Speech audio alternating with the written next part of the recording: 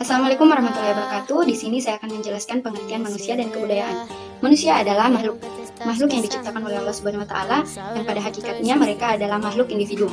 Sedangkan kebudayaan adalah suatu fenomena universal yang setiap masyarakat berbangsa di dunia ini memiliki kebudayaan yang berbeda-beda.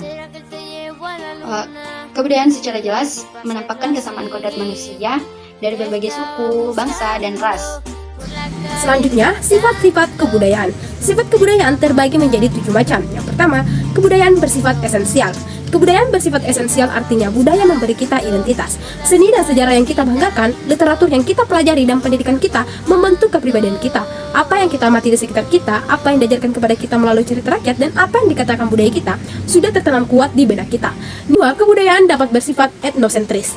Kebudayaan tidak dapat terisolasi, tapi terkadang menimbulkan sifat etnosentris, artinya suatu kebudayaan beranggapan bahwa kebudayaan tersebut yang terbaik di antara budaya-budaya yang dimiliki orang lain.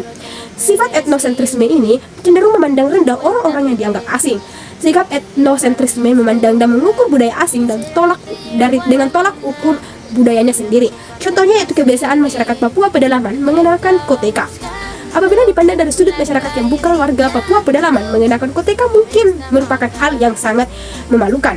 Akan tetapi, oleh masyarakat pedalaman Papua, mengenakan koteka dianggap sebagai hal yang wajar. Yang ketiga yaitu kebudayaan bersifat universal. Kebudayaan bersifat universal artinya kebudayaan berupaya untuk mencari jawaban atas problematika dalam masyarakat, bukan apologi terhadap kesenian, bukan juga a priori terhadap budaya politik yang masak, akan tetapi lebih pada rasionalitas melihat dan menjangkau ke depan demi perkembangan masyarakat majemuk Indonesia. Yang selanjutnya yaitu kebudayaan mengalami alkulturasi. Kebudayaan mengalami alkulturasi artinya kebudayaan dapat bercampur ketika suatu kelompok manusia dengan kebudayaan tertentu dihadapkan dengan unsur dari suatu kebudayaan asing, maka kebudayaan asing tersebut lambat laun akan diterima dan diolah ke dalam kebudayaan yang sudah ada tanpa menyebabkan hilang unsurnya kebudayaan kelompok. Yang kelima, kebudayaan bersifat adaptif. Kebudayaan bersifat adaptif artinya kebudayaan dapat menyesuaikan diri. Kebudayaan merupakan sebuah keberhasilan mekanisme bagi spesies manusia.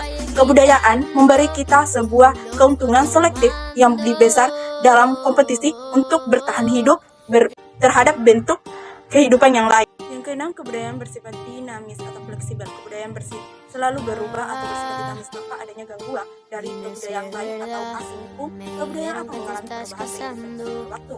Jika bukan karena adanya pengaruh dari luar, maka dalam kebudayaan itu sendiri akan ada individu-individu yang memperkenalkan variasi-variasi baru dalam hal bertingkah laku yang pada akhirnya menjadi milik bersama dan kemudian hari akan menjadi bagian-bagian dari kebudayaan tersebut. Pada dasarnya, setiap kebudayaan pasti akan berubah atau berkembang meskipun kecil dan seringkali tidak dirasakan oleh anggota-anggotanya. Terakhir, yaitu kebudayaan bersifat integrasi. Kebudayaan bersifat integrasi sosial artinya kelompok-kelompok etnik yang memiliki kebudayaan berbeda dapat beradaptasi dan bersikap konformitas terhadap kebudayaan mayoritas di masyarakat, akan tetapi masih tetap mempertahankan kebudayaan mereka masing-masing. Wujud kebudayaan menurut tokoh Person dan A.F. Kamal membedakan wujud budaya sebagai suatu sistem dan gagasan-gagasan serta konsep-konsep dan wujud budaya manusia sebagai rangkaian dan aktivitas manusia. Berdasarkan kebudayaan dapat digolongkan menjadi dua komponen yaitu satu, kebudayaan material. Kebudayaan material mencakup pada semua ciptaan masyarakat yang nyata, konkret. Termaksud dalam kebudayaan material ini adalah temuan-temuan yang dihasilkan dari salah satu karya arkeolog seperti bangku, alat benda, dan perhiasan. Kedua, kebudayaan non material. Kebudayaan non material adalah ciptaan-ciptaan abstrak yang diwariskan dari generasi ke generasi lainnya, misalnya dongeng, cerita rakyat, dan lagu serta karya masyarakat. Nah, selanjutnya unsur kebudayaan. Unsur kebudayaan yang ada pada diri kita saat ini tidak muncul secara biologis, namun keberadaannya muncul pada saat proses belajar. Yang pertama itu bahasa. Bahasa diartikan secara antropologi, yaitu sistem perlambangan manusia baik secara lisan maupun tulisan yang digunakan untuk berkomunikasi satu sama lain. Nah, dalam satu ras yang sama bisa terdapat dua bahasa yang berbeda. Contohnya itu sistem peralatan dan teknologi. Menurut Harsojo, sistem peralatan dan teknologi adalah keseluruhan teknik yang dimiliki oleh anggota masyarakat.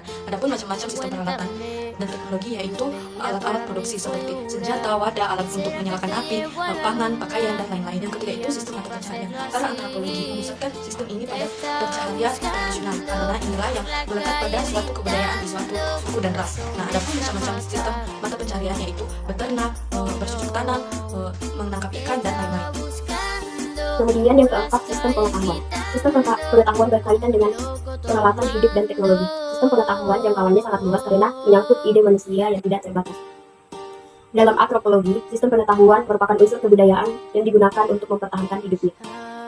Menurut Penjara-Ningrat, suatu suku memiliki pengetahuan di bidang berikut. Yang pertama, alam sekitar. Yang kedua, tumbuhan di sekitar. Yang ketiga, binatang di sekitar. Yang keempat, zat bahan mentah atau benda dalam lingkungannya. Yang kelima, sifat dan tingkah laku manusia. Dan yang terakhir, ruang dan waktu.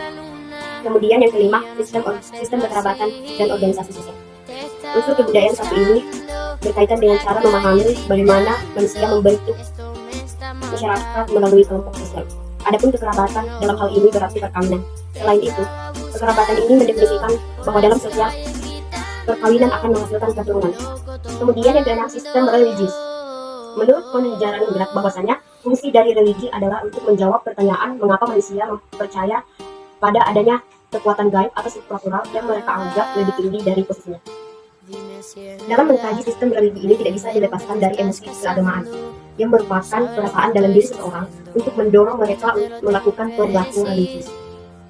Sistem religius dalam suatu masyarakat akan menimbulkan kebudayaan seperti tempat beribadah, upacara keagamaan, alat untuk upacara keagamaan, dan pendukung upacara keagamaan. Kemudian yang terakhir, kesenian. Kesenian berawal dari aktivitas tradisional yang dilakukan oleh masyarakat. Jenis kesenian yang saat ini kita kenal antara lain seni musik, seni tari, seni rupa, seni drama, dan seni lainnya.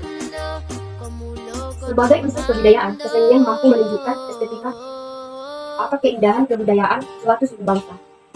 Terima kasih. Wassalamualaikum warahmatullahi wabarakatuh.